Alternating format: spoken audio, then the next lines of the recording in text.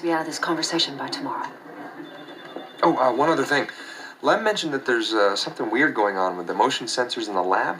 Oh, yeah. We replaced all the sensors in the building with a new state-of-the-art system that's going to save money. It works by detecting light reflected off the skin. Well, Lem says it doesn't work at all. Lem's wrong. It does work.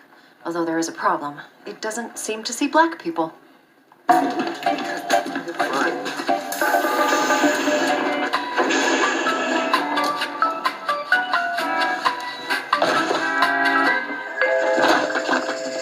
The system doesn't see black people? I know. Weird, huh? That's more than weird, Veronica. That's basically, well, racist. The company's position is that it's actually the opposite of racist because it's not targeting black people, it's just ignoring them. They insist the worst people can call it is indifferent. Well, they know it has to be fixed, right? Please, at least say they know that. Of course they do, and they're working on it. In the meantime, they'd like to remind everyone to celebrate the fact that it does see Hispanics, Asians, Pacific Islanders, and Jews, and Jews, and Jews, and Jews, and Jews, and Jews, and Jews. Deuteronomy 28:43. The stranger that is within thee shall get up above thee very high, and thou shalt come down very low. Obligation to the collective, no interest in the progress of his people, and is intensely egotistical and individualistic about his pursuits. We don't care about racism until it knocks on our front door. I agree with you on that, and I'm going to tell you why. I feel like back when Martin Luther King Jr. and Malcolm X and those guys was fighting, black people really had nothing. We all understood that we were oppressed. Now some of us got things, and it's like, and it confuses the political. Look, if I'm a politically uneducated African American, not illiterate, just politically uneducated, I got Charlemagne, Envy, and Umar. They doing all right. Over here, I got some brothers and sisters struggling. I'm confused because I'm seeing some black folks who struggling. I'm seeing some who are all right. So maybe it ain't racism. Yeah. Maybe it is us. And then when America prop up certain bourgeoisie Negroes to defend the system and say, stop blaming the white man, it's you. You understand? You don't move. What do people do when they're confused? They stand still. They stand still. They stand still.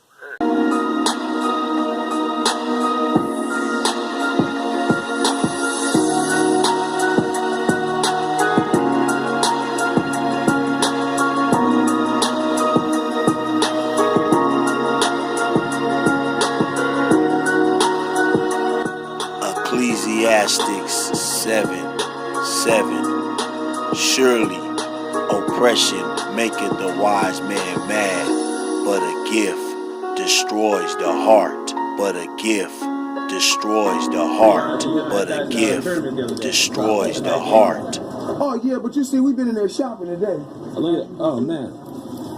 Oh, yeah, you're not worried about the backlash at all. Look at all the Gucci bags. Oh man, I'm living life, man. Right. I'm living life. Because like people like T.I., Soulja Boy, they're done with Gucci. They said all I gotta say is this: I don't follow. Right. I do what I want to do, when I want to, and how I want to. I love it like everybody. Right. You said they're gonna be upset with me? Right, they are. Oh, I love it. I love it. I love it. See, the thing is this: I live for myself. Right. I live for myself. I do what I want to do, when I want to, and how I want to. I'm not a follower. You know, when everybody else, they say, everybody gonna boycott. I say, guess what? Well, this boy gonna get on the yacht. But a gift destroys the heart.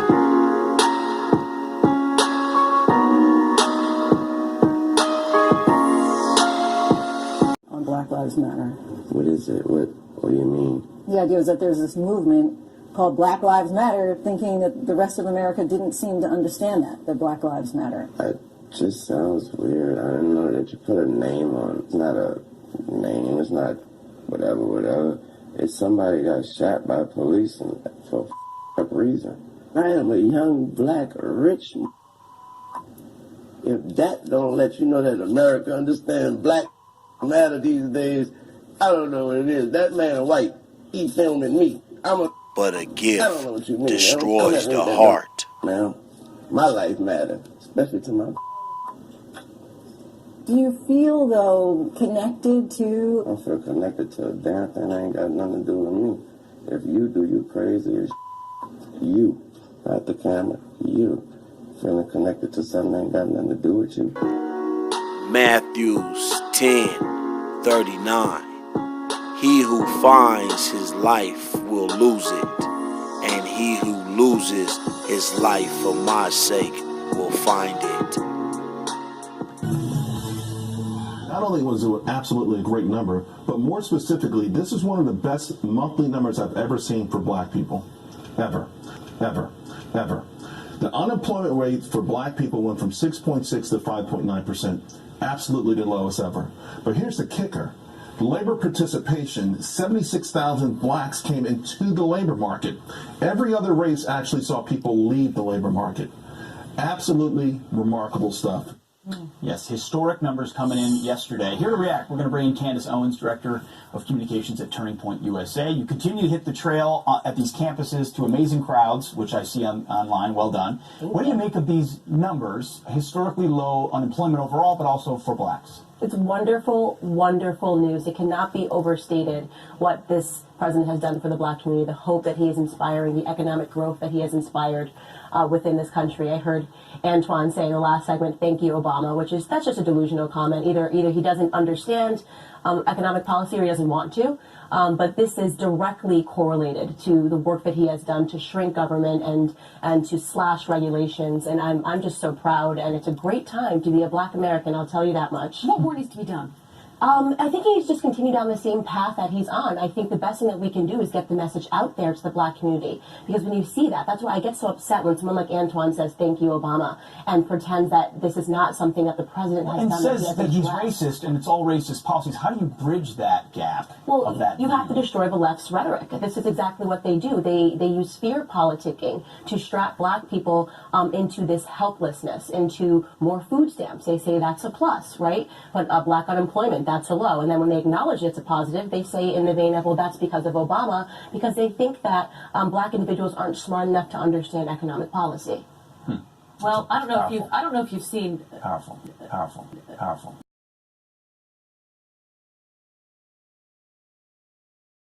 We all understood that we were oppressed. Now some of us got things, and it's like, and it confuses the political. Look, if I'm a politically uneducated African American, not illiterate, just politically uneducated, I got Charlemagne, Envy, and Umar. They doing all right. Over here, I got some brothers and sisters struggling. I'm confused because I'm seeing some black folks who struggling. I'm seeing some who are all right. So maybe it ain't racism. Yeah. Maybe it is us. And then when America prop up certain bourgeoisie Negroes to defend the system and say, stop blaming the white man, it's you.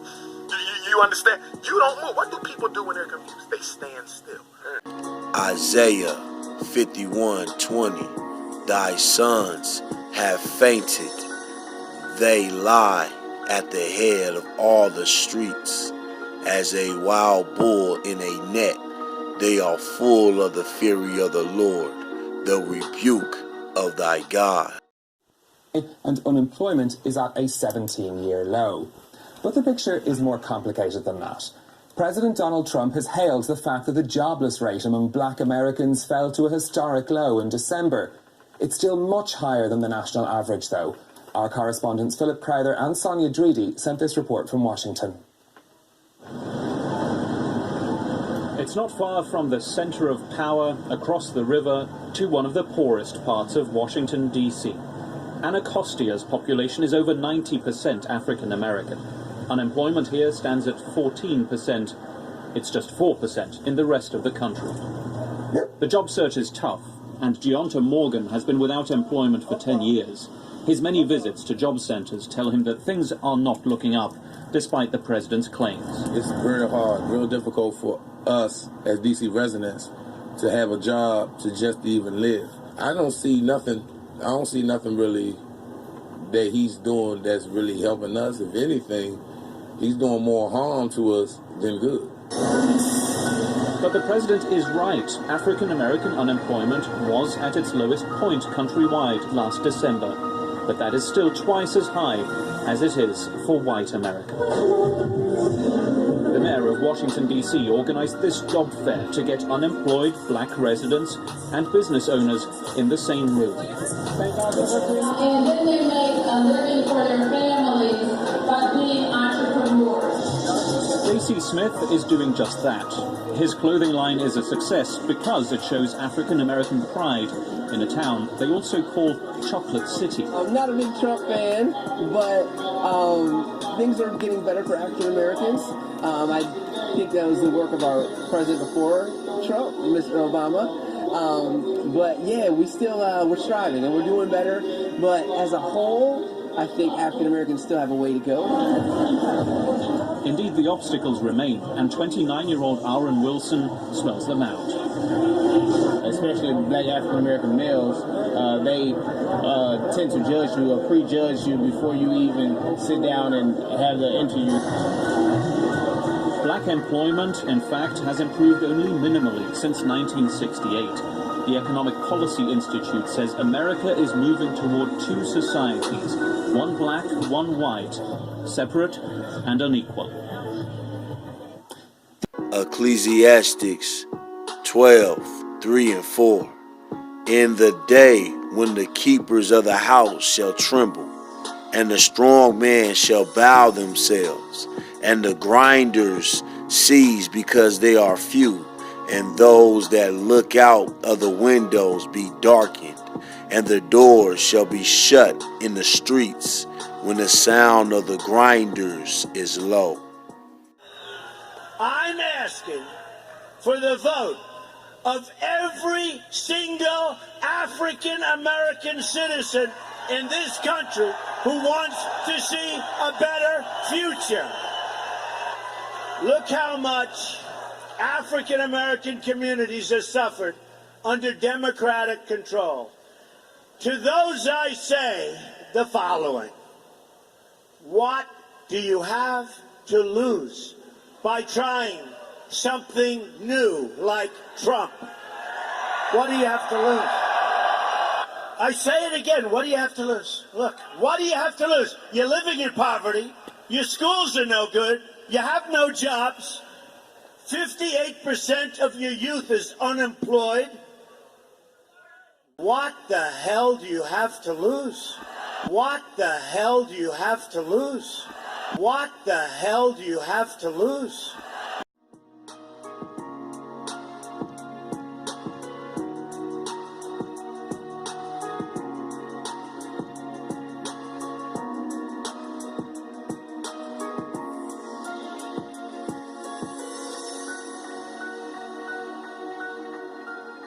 Hey, then the white man, you mean? That's right.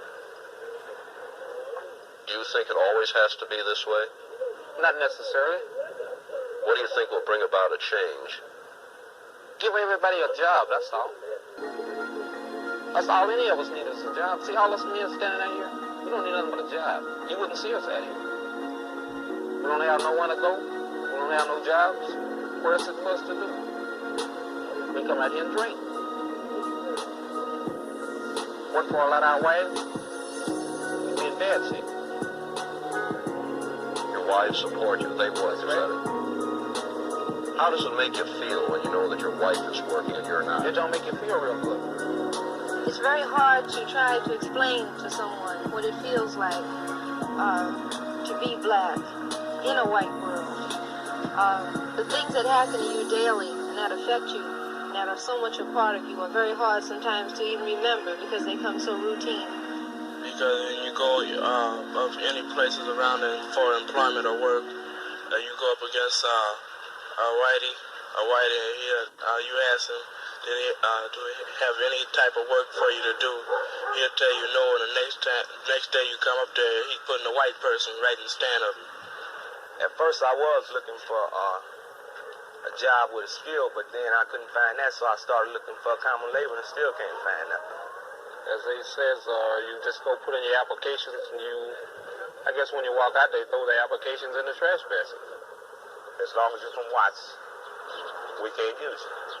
This is some of what it's like, but there's really nothing that I can tell you here that would fully really let you know what it's like, because it's too horrible and too deep really to communicate to anyone. I mean, you leave, to fight for truth, dignity, respect, and respect of other people. When you come back, you find the same thing, the same assets. No life of your own. Nowhere you can put your name down and say, this is Collins' land. We scream, but we can't be heard. We talk, but we can't be heard. It just seems like people don't understand. Respect and dignity is all I'm fighting for the black man himself. Right. Now it was that time that we start fighting for our rights, what we want. I say this much. That the human being has been misused. Would you have something to fear from me if you attack me? Would you? That's fair. Answer it yourself. Would you have something to fear from me if you attack me? You would use bloodshed? If you attack me, no one knows what I will do, but would you fear? Would you fear? Would you fear? You don't know how I will respond, but do you? Would you fear? You're going to create a black monster down here. You're going to create a black monster down here. You're going to create a black monster down here. And this black monster is going to get larger and larger. And pretty soon he's going to eat all of us up.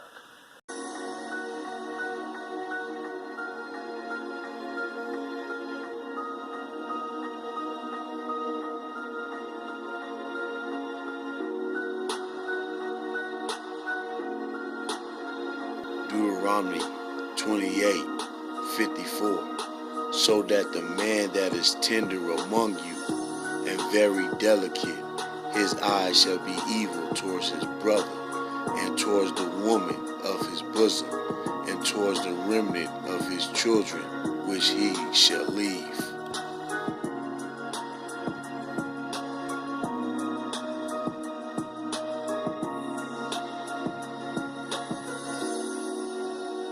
From war on drugs to war on jobs, economically castration. So let the righteous rebel. All praises.